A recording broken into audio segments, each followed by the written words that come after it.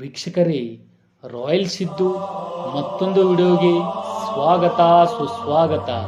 ಗೆಳೆಯರೇ, ನಾವು ನಿಮಗೆ ಹೇಳಿಕೊಟ್ಟಿರೋದು ನಾಡ ಹಬ್ಬ ದಸರಾದ ಬಗ್ಗೆ. ಚಾನಲ್ಗೆ ಯಾರಾದರೂ ಹೊಸಬರು ಆಗಿದ್ದರೆ ಚಾನಲನ್ನು ಸಬ್ಸ್ಕ್ರೈಬ್ ಮಾಡಿ, ಹಾಗೆ ಪಕ್ಕದಲ್ಲಿರುವ ಬೆಲ್ ಐಕನ್ ಅನ್ನು ಕ್ಲಿಕ್ ಮಾಡಿ. ದಸರಾ ಹಬ್ಬ ಪರಂಪರೆ, ಮಹತ್ವ ಮತ್ತು ಸಂಭ್ರಮ. ಪ್ರತಿ ಭಾರತೀಯ ಜನಮಾನಸದಲ್ಲಿಯೂ ಹಬ್ಬಗಳ ಉತ್ಸವವು ವಿಶೇಷ ಸ್ಥಾನ ಹೊಂದಿದೆ.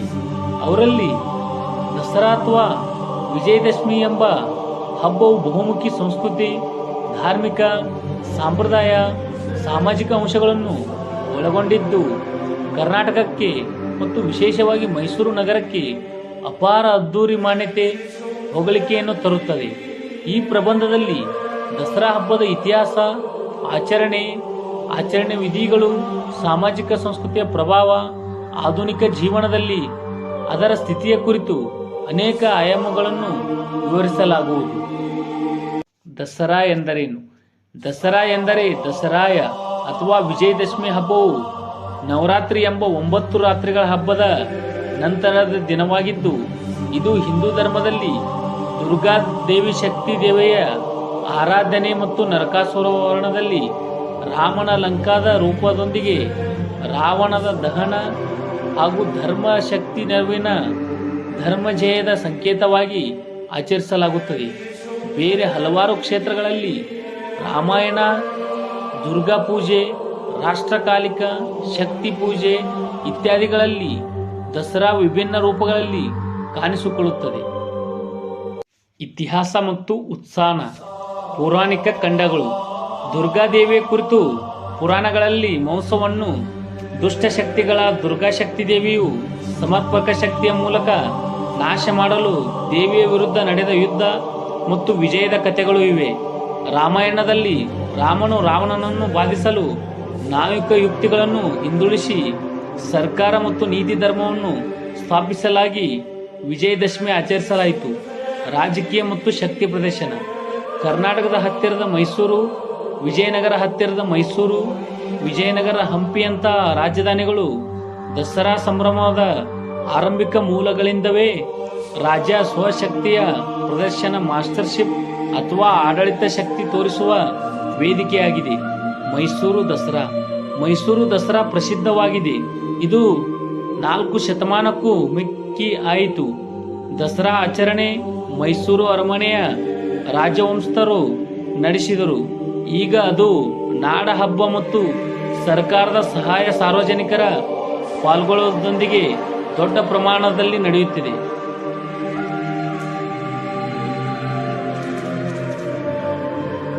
ನವರಾತ್ರಿ ಪೂರ್ವ ಭಾಗವು. ದಸರಾ ಹಬ್ಬಕ್ಕೆ ಮುನ್ನ ನವರಾತ್ರಿ ಎಂಬ 9 ರಾತ್ರಿಗಳು ಇರುತ್ತವೆ. ಆರಂಭ ನವರಾತ್ರಿಯು ಮೊದಲ ದಿನದಿಂದ ದುರ್ಗಾದೇವಿಯ 9 ರೂಪಗಳ ಶಕ್ತಿ ರೂಪ ಪೂಜೆ ಆರಂಭ. ವೃತ್ತದ ವಿವಿಧ ದಿನಗಳಲ್ಲಿ ವಿಧಿವಿಧಾನ ಬದಲಾಗುತ್ತಿದೆ. ಶಿವ, ಪಾರ್ವತಿ, ಸಿದ್ಧಿದಾರ್ಥಿ ಮೊದಲಾದ ಇದರಲ್ಲಿ ವರ್ತಮಾನದಂತೆ ಇದ್ದಾವೆ.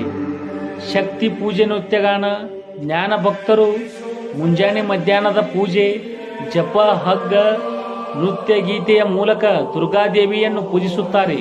ವಿಶೇಷವಾಗಿ ಮಠ ಮಂದಿರಗಳಲ್ಲಿ ವಿಶೇಷ ಪೂಜೆಗಳು ಮತ್ತು ಉತ್ಸವಗಳು ನಡೆಯುತ್ತವೆ. ಆಹಾರ ಮತ್ತು ಜ್ಞಾನ ಹಬ್ಬದ ಅವಧಿಯಲ್ಲಿ ಬಡವರಿಗೆ ಆಹಾರ, ಬಟ್ಟೆ, ಪುಸ್ತಕ, ವಸ್ತುಗಳ ದಾನ ಮಾಡುವ ಸಂಪ್ರದಾಯ ಇದೆ. ಮನೆಯ ಅಡಿಗೆ ಊಟವಲ್ಲದೆ ದೇವಾಲಯಗಳಲ್ಲಿ ರಸಪ್ರಸಾದ ನೀಡುವುದು ಸಾಮಾನ್ಯ. ದಸರಾ ದಿನ ವಿಜಯದಶಮಿ. ನವರಾತ್ರಿ ಕೊನೆಗೊಂಡು ದಶಮಿ ಎಂದು ಅದು ವಿಜಯದಶಮಿ ಜನ್ಮ ಹಬ್ಬ.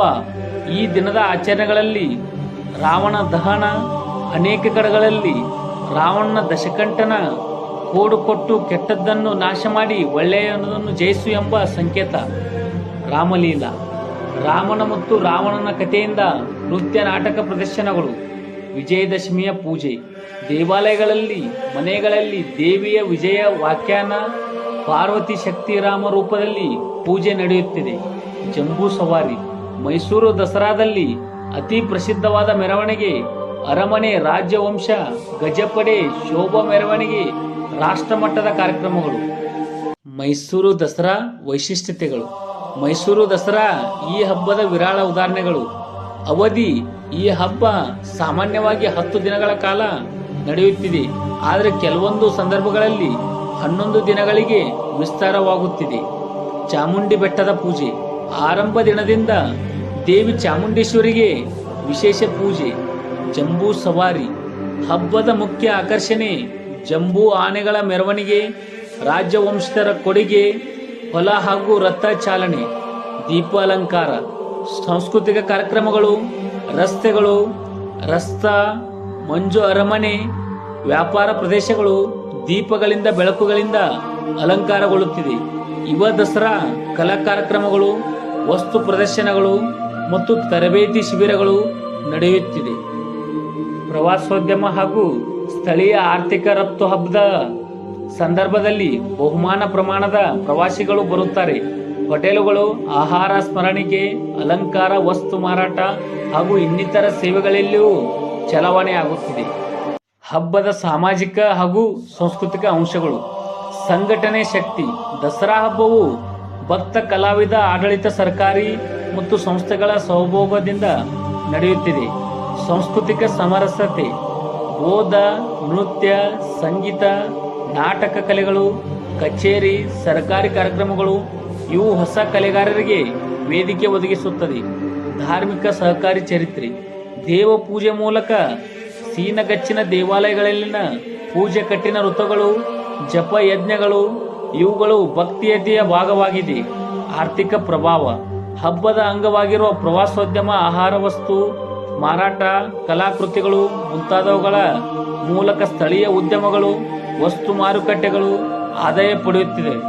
ಪರಂಪರೆ ಉಳಿಸುವ ಕಾರ್ಯ: ಪ್ರತಿ ವರ್ಷ ಹೊಸದಾಗಿ ಕಲ್ಪನೆಗಳು, ಕಲಾ ಪ್ರದರ್ಶನಗಳು, ನಾಟಕ ಕಥೆಗಳು, ಪಾರಂಪರಿಕ ಗಾರ್ಡನ್ಸ್, ವಾಸ್ತುಶಿಲ್ಪಗಳು ಇವುಗಳನ್ನು ಪುರಾತನ ಸಂಸ್ಕೃತಿಯನ್ನು ಮುಂದುವರಿಸಲು ಸಹಾಯವಾಗುತ್ತಿದೆ. ಆಧುನಿಕ ದಸರಾ ಸವಾಲುಗಳು ಮತ್ತು ಬದಲಾವಣೆಗಳು. ಭದ್ರತೆ ಮತ್ತು ನಿರ್ವಹಣೆಯ ಸಮಸ್ಯೆಗಳು: ಭೀಕರ ಭದ್ರತಾ ವ್ಯವಸ್ಥೆಗಳು, ಸಿಸಿಟಿವಿಗಳ ಬಳಕೆ, ಸಾರ್ವಜನಿಕ ವ್ಯವಸ್ಥೆಗಳಲ್ಲಿ ಸಾಲು ಸಂಚಾರ ಮುಂತಾದ ಅವಶ್ಯಕತೆಗಳು ಹೆಚ್ಚಾಗಿವೆ.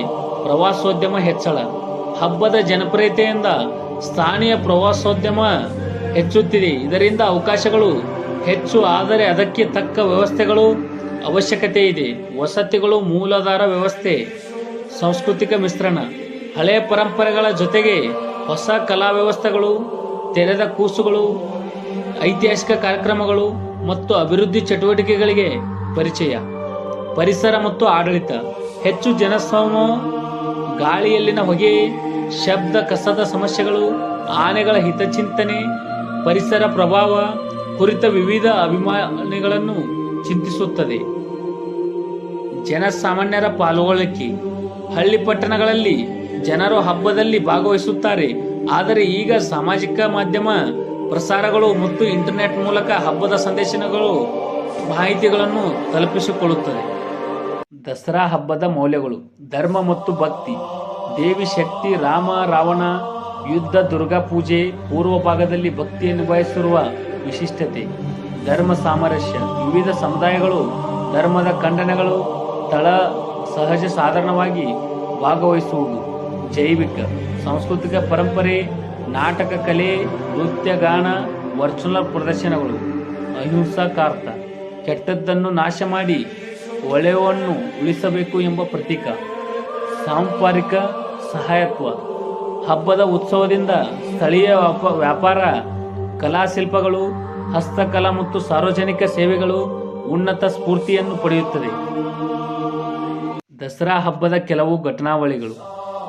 ಉದ್ಘಾಟನೆ: ಮೈಸೂರಿನಲ್ಲಿ ಚಾಮುಂಡೇಶ್ವರಿ ದೇವಿಗೆ ಪೂಜೆ, ಅರಮನೆ ಅಥವಾ ಸ್ಥಳೀಯ ದೇವಾಲಯಗಳಲ್ಲಿ ವೈಶಿಷ್ಟ್ಯ ಪೂಜೆ, ಬೆಳಗಿನಿಂದ ದೃಶ್ಯ ಬೆಳವಣಿಗೆ, ಸಾಂಸ್ಕೃತಿಕ ಪ್ರದರ್ಶನಗಳು, ಯುವ ದಸರಾ ಕಾರ್ಯಕ್ರಮ, ಕಲಾ ಪ್ರದರ್ಶನಗಳು, ನೃತ್ಯ, ಗಾನ, ರಾತ್ರಿಗಳು, ಪ್ರವಾಸಿಗರಿಗೆ ಪ್ರವೇಶ, ಅರಮನೆ ಸಾರ್ವಜನಿಕಕ್ಕೆ ತೆರೆದಂತೆ ಪ್ರವೇಶ, ಗಜಪಡೆ ನೋಡಿ ಜನಸಮೂಹದ ಪಾಲ್ಗೊಳ್ಳುವಿಕೆ, ದೀಪಾಲಂಕಾರ, ದೀಪ ಮತ್ತು ವಿದ್ಯುತ್ ದೀಪಗಳು, ಛಾಯಾಚಿತ್ರಗಳು, ಬೆಳಕು ಪದ್ಧತಿಗಳು.